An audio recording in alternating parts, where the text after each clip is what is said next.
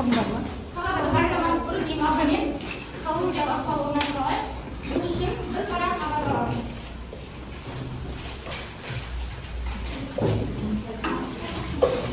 Бір парақ қағаз алсақ, дәл қазір не ойлап отырсыздар?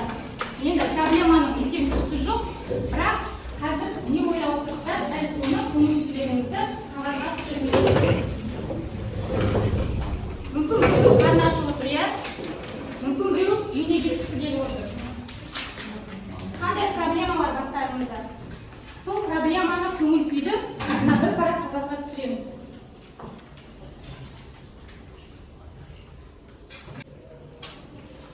Проблемаларымыз көп сияқты болды. Енді оқушылар проблеманы жол әдісі арқылы дәл осы қағазды көз алдыңызда мұжимыз, жақсылап мұжимыз. Проблеманы құтылу үшін не істеу керек? Парақты мұжыңдар, жақсылап. Енді осы жаңағы мұжыған парақтарыңды қоқыс қалтасына тастаймыз.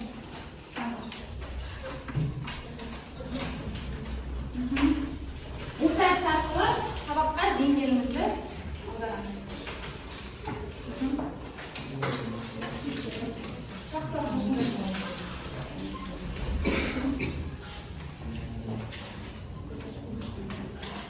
Жақсы, керемет. Енді оқушылар сабаққа кірісейік. Психологиялық ықпал орнатып деп ойлаймын. Енді ең бірінші топқа бөлініп алайық. Үй тапсырмасын сұрамас бұрын топқа бөлініп алайық.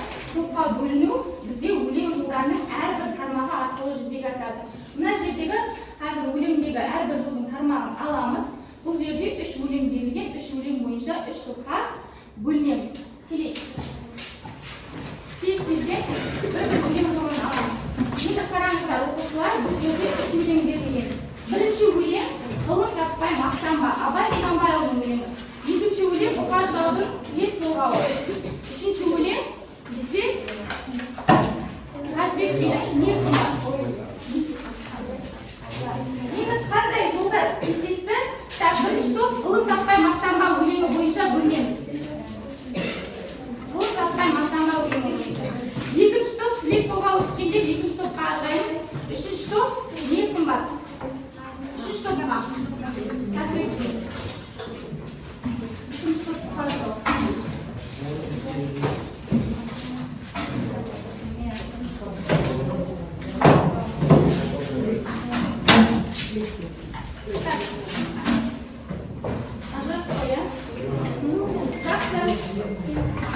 Енді топқа бөлінсек, үй тапсырмасын сұрайық. Бізде үй тапсырмасына не беріледі? 6 тапсырма. Не істеу керек? Жай сөйлемді құрмалас сөйлемге айналдыру керек. Мен қазір осы қолымдағы допты кез келген бір оқушыға лақтырамын. Қағып алған оқушы үй тапсырмасындағы жай сөйлемді оқиды. Яғни өзінің жай сөйлемін құрмалас сөйлемге айналдырып келді ғой. Сол құрмалас сөйлемін маған оқып береді. Енді мен бірінші топтан қазір допты лақтырамын. Допты қағып алуға дайын тұрамыз. Қане, кімге лақтырсам екен? Так, үй тапсырмасы бойынша бірінші сөйлемді оқимыз. Қазақстанның астанасы Алатау Павлодар Сарыарқаға қоныс аударды да тарихи қысқа мерзімде елордамыз отанымыздың жүрегіне айналды. Керемет. Дұрыс. Яғни бірінші бізде бұл мәтінде негізі жай сөйлемде бөлек-бөлек берілген. Сол жай сөйлемнің екеуін қосу арқылы салалас құрмалас сөйлемге айналдыру негізгі тапсырма болады. Енді екінші топ бойынша допты лақтырамын. Екінші жай сөйлемді. Екінші құрмалас сөйлем. Құраған құрмалас сөйлемді оқимыз. Астана қазір алып құрылыс аймағына айналған. Мұнда жүздеген құрылыс монтаж кәсіпорындары мен ұйымдары жұмыс істейді. Жақсы, орнымызды ашып оқимыз. Әлібек. Жақсы, үшінші топ. Енді бізде үшінші құрмалас сөйлем. Абылай хан ақ ордасын тіккенде батырларымыз ат ойнатқан қазақтың кіндік қаласы жасай берсін деп айтты. Жақсы. Бұл жердегі жай сөйлемдер қандай сөйлем келеді? Саят. Есіл бойы қазақтың ежелгі мекені Абылай хан ақ ордасын тіккен батырларымыз ат ойнатқан қазақтың кіндік қаласын жасай берсін. Еңсең биіктей берсін, шаңырағың кеңейе берсін елорда. Жақсы. Түсінікті. Яғни екі жай сөйлемді құрмалас сөйлемге айналдырып жазған, иә? Өте жақсы, керемет. Енді үй тапсырмасын орындаған оқушыларға мен көңіл күй нелер арқылы, смайликтер арқылы бағалау келіп отыр. Бізде бірінші топ, екінші топтан Әлібек, үшінші топтан бізде Саят. Жақсы. Енді жаңа сабаққа келейік. Дәптерлерімізді ашып күннің жарымен тақырыпты жазып қоямыз.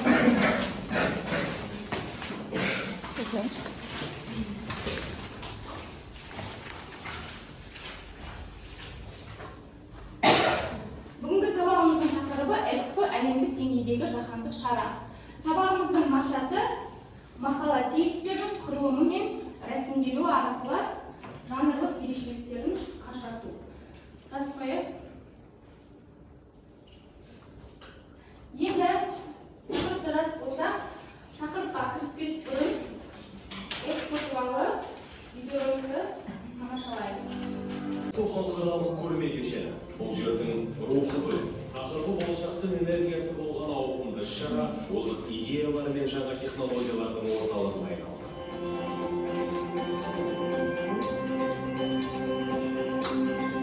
2017 жылы 6 құрлықтың назары Қазақстанның елордасына ауды. Төрткүл дүниенің интеллектуалдық және технологиялық мүмкіндіктері Экспо көрмесінде көрсетілді. 115 мемлекет пен 22 халықаралық ұйым қатысты.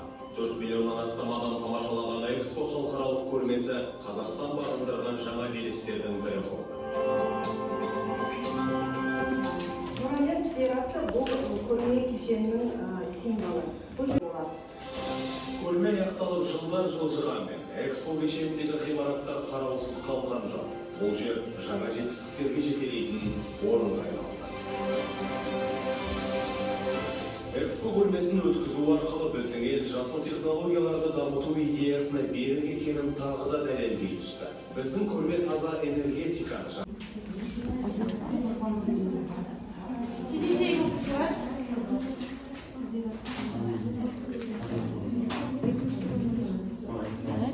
Экспо көрмесінде әртүрлі көркемдер болды, әртүрлі халықтың Экспо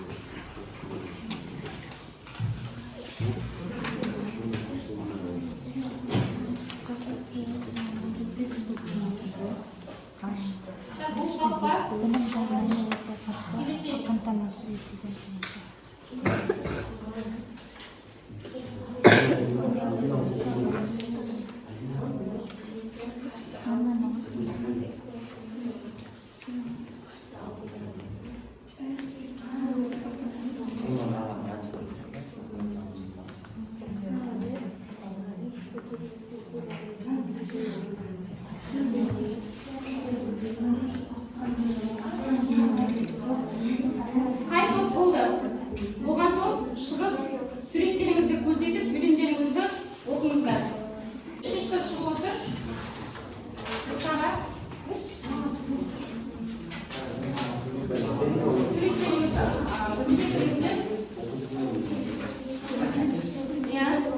Экспо көрмесі әлемге танылды да, онда көптеген елдер көрмені тамашалауға келді. Дұрыс. Танылды да. Бұл жерде жалға алушылау арқылы салғас құрмалас сөйлем қарап отыр. Келесі сурет бойынша.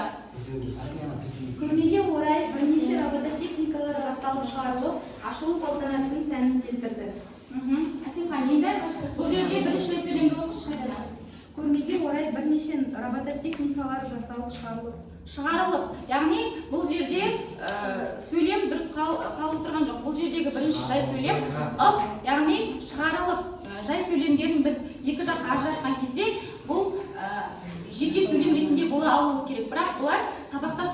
сөйлемді қарап отыр, иә. Сол себепті екінші жай сөйлеміңіз дұрыс емес. Келесі. Құрмалас сөйлем беріңіз. Бұл суретте бірнеше адам экспо шарының астында тұрып, шарды көтерген сыпай танытып тұр. Қалай? Бұл суретте бірнеше адам экспо шарының астында тұрып, шарды көтерген сыңай танытып тұр. Түсіндіре кетсем, бұл экспо шары... Бұл жерде де сөйлемдеріңіз салалас құрмалас емес, сабақтас құрмалас сөйлем керек. Тұрдыда деп бірінші сөйлеген құраған сөйлемдеріңіз сияқты болу керек, иә? Бұл жерде қателіктер бар. Жақсы, түсіндіресіздер ма? Енді төртінші сөйлемді. Көрмеде тек энергия туралы айтылып қана қоймай, аспан денелері туралы да айтылды. Бұл сөйлемде негізгі сабақтас құрмалас сөйлем болып тұр. Біз әлі сабақтас құрмалас сөйлем тақырыбына келген жоқпыз. Салалас құрмалас сөйлем екі жай сөйлемде тиянақты ойды білдіруі керек еді. Жақсы, отырамыз. Үшінші топ. Бірінші топ. Кездесіп шыға қойыңыздар.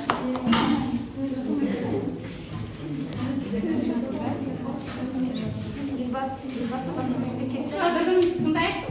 Елбасы басқа мемлекеттер президенттерін қарсы алды да экспо көрмесінің жасыл энергиясын тамашалады. Иә, салалас құрмалас сөйлем шықты, дұрыс. Келесі. Біз экспо көрмесіне кірдік те күміс алқалар жәрмеңкесін байқадық. Кірдікте күміс алқалар жәрмеңкесін байқадық. Бұл жерде де дұрыс салалас құрмалас сөйлем болып тұр. Екі суреттен екі-ақ сөйлем құрадыңыздар ма? Жақсы. Керемет отыра қойыңыздар.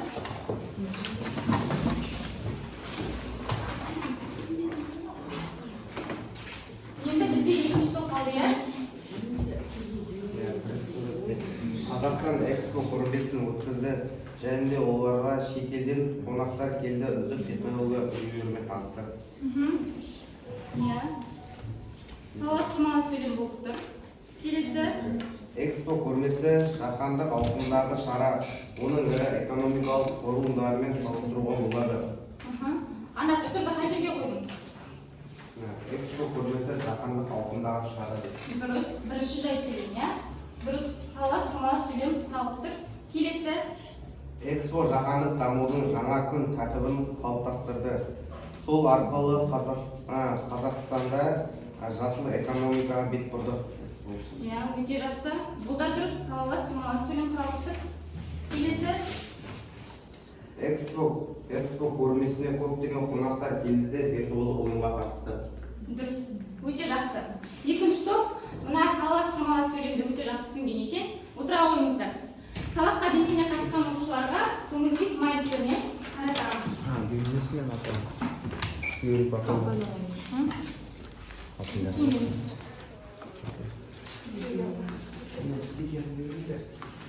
Жақсы. Салалас құрмалас сөйлемді тағы қайталап жіберейік. Салалас құрмалас сөйлем дегеніміз не, оқушылар? Салалас құрмалас сөйлем дегеніміз не? Жалпы құрмалас сөйлем дегеніміз не? Екі жай сөйлемнен құралған, күрделі сөйлемдер, иә. Ал салалас құрмалас сөйлем дегеніміз не? Орнымыздан тұрып жауап берейікші, әсел? Бір-біріне бағынбай, екеуі жеке дара тұрып, екі жай сөйлемдерде тиянақты түрде, кейде интонация арқылы, кейде жалғаулы, шылау арқылы байланысатын сөйлемдер, иә. Жақсы. Енді сабағымыздың мақсатына келейік, оқушылар. Бізде сабағымыздың мақсаты мақала тезистердің жанрлық ерекшеліктерін ажырату болатын, иә. Енді мақала дегеніміз не, тезис дегеніміз не, соған тоқталайық. Мақала дегеніміз жалпы белгілі бір жазылған автордың өзінің мәтінінде, мақаласында көбіне қоғамдық саяси жағдайларды, әлеуметтік мәселелерді жазады. Ол автор жазған кезде ол мақаланың белгілі бір мақсаты болады. Ол мақсатта көбіне мақалалар, көбіне танымдық мақала болуы мүмкін, белгілі бір ақпаратты жеткізетін ақпараттық мақала болуы мүмкін. Сол сияқты мақаланың мақсаты оқырманға белгілі бір фактілерді, ережелерді түсіндіру мақсатында жазылады. Мақалада автор белгілі бір мәселені алға қояды, оны талдайды және шешімін ұсынып, қорытынды жасайды. Енді бұл мақаланың біздегі ережесі. Ал тезис дегеніміз не? Тезис дегеніміз бұл дәрістің, баяндаманың, немесе жаңа айтып өткендей мақаланың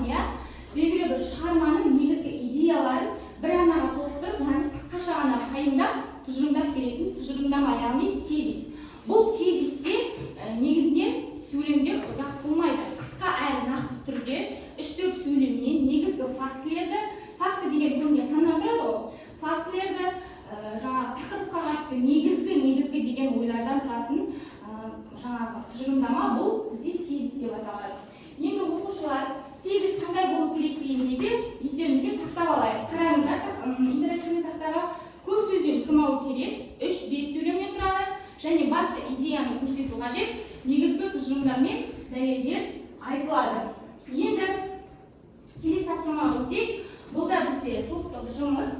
Бұл жерде қазір оқушылар сіздерге мен басқа сөз беттерінде жазып көрген мақалалар таратамын. Сол мақалалар бойынша сіздер тезис дайындайсыздар.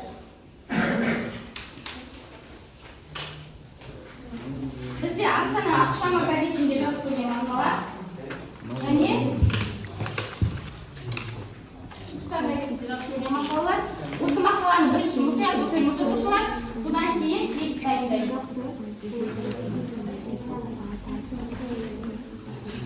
Жаңа айтып өткендей тезис қысқа болу керек, әрі нақты болу керек және 3-5 сөйлемді құрауы керек дедім, иә? Фактілерді, дәлелдерді жазады, айтады. Енді тезисті орындайық, жазайық. Бірінші мақаланы мұқият оқып алыңыздар.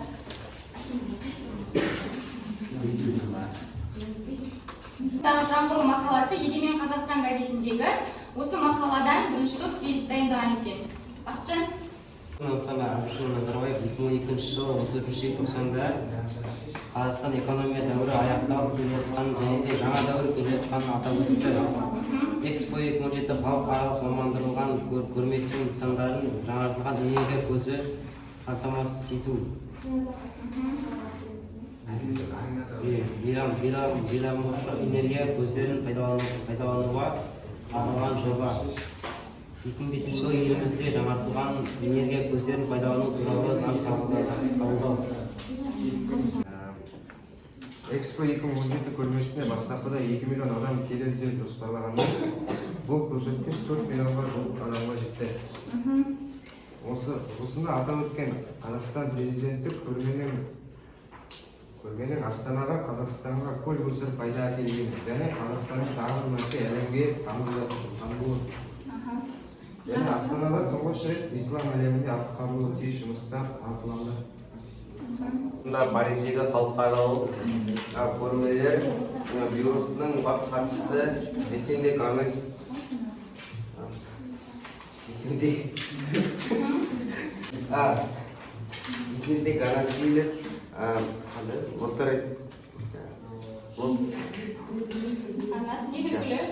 Ластекалисте ресми түрде Қазақстан Республикасының өкіліне тапсырды. Астананың өтінімін 103 ел қолдады. Қазақстан Экспо 2017 жылы ТМД және Шығыс Еуропа елдері арасында бірінші болып өткізді.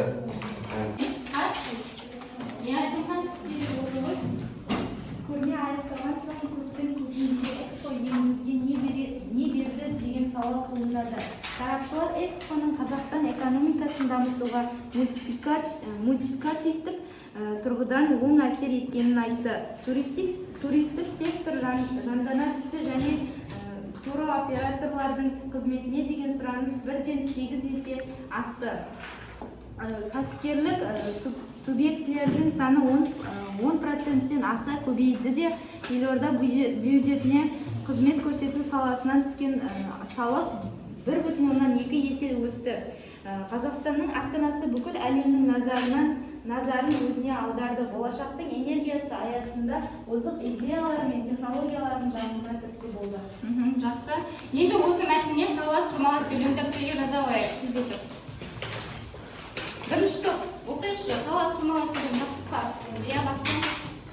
Көрме аяқталған соң кейінгі Экспо елімізге не берді? Кәсіпкерлік субъектілерінің саны 10%-тен аса көбейді. Елорда бюджетіне қызмет көрсету саласынан түскен салық 1,2 есе өсті. Қазақстанның астанасы бүкіл әлемнің назарын өзіне аударды.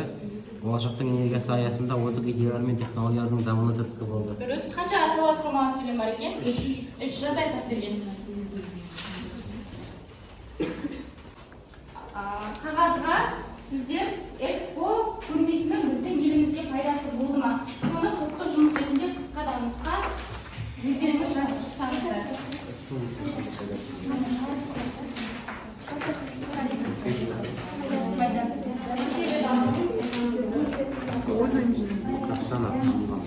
не понятно.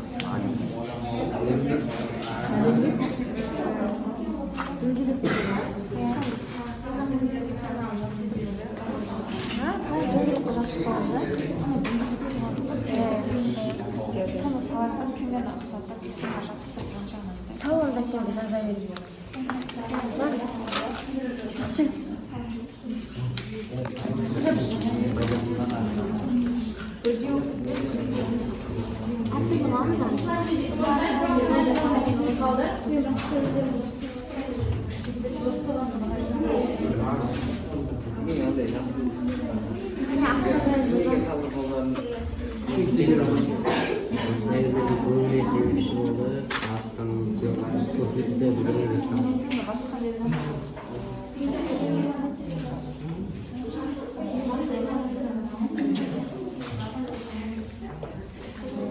Экспоның пайдасы әлеуметтік экономикаға біраз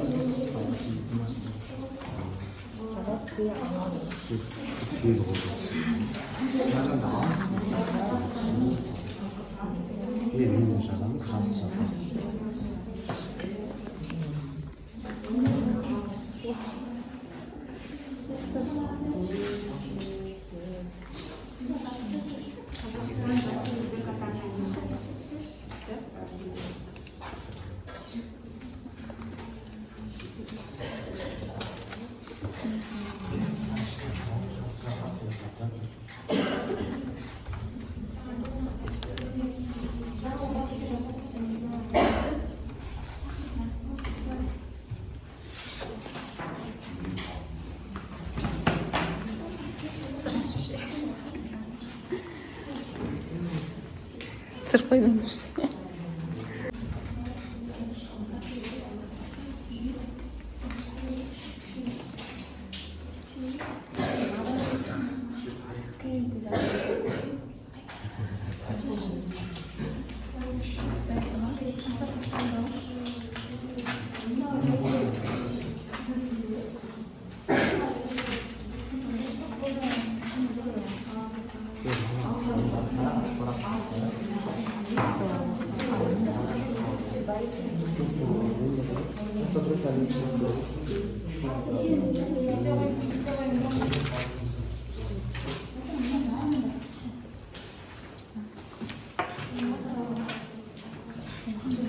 Қазақстанның экономикасын дамытты деген бар ма? Иә. Оқушылар, тезектей. Оған тоқтайға назар аударайық, оқушылар, постер қорғамас бұрын қараңыздар, тақтада чемодан тұр, иә? Егер бүгінгі сабақтан алған ақпараттарыңыз көп болса, чемоданға жабыстырасыздар. Мен бүгін осындай ақпараттар алдым. Екінші ет тартқыш тұр, иә? Бұл жерде, яғни маған әлі де сабақты түсіну керек. Мен әлі де осындай жерлерден қателікке жібердім. Соған жабыстырасыздар. Егер қателік жіберсеңіздер, иә? Одан кейін бізде үшінші қоқыс шелегі. Мына сабақта керек емес болған артық дүниелер болды ма, артық жаңағы керек емес мәліметтер, ақпараттар болды ма, онда осы қоқыс шелегіне жабыстырасыздар. Кері байланыс бізде чемодан, ет тартқыш және қоқыс шелегі. Мына таратылған стикерлерге кері байланыстарыңызды сабақ жөнінде жаза қойыңыздар. Бүгінгі сабақ ұнады ма, қалай өтті? Жабыстыра беріңіздер, иә. Постерлерге қоңырау соғылды, постерлеріңізді мына жаққа қоя қойыңыздар. Болды. Болды. Кері байланыстарыңызды жабыстыра қойыңыздар.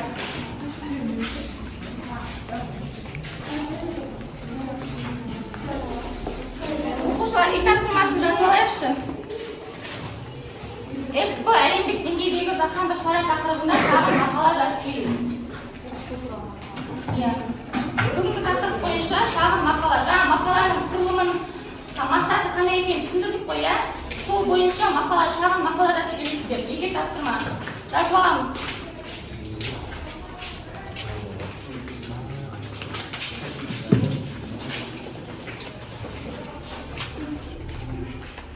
Ертерек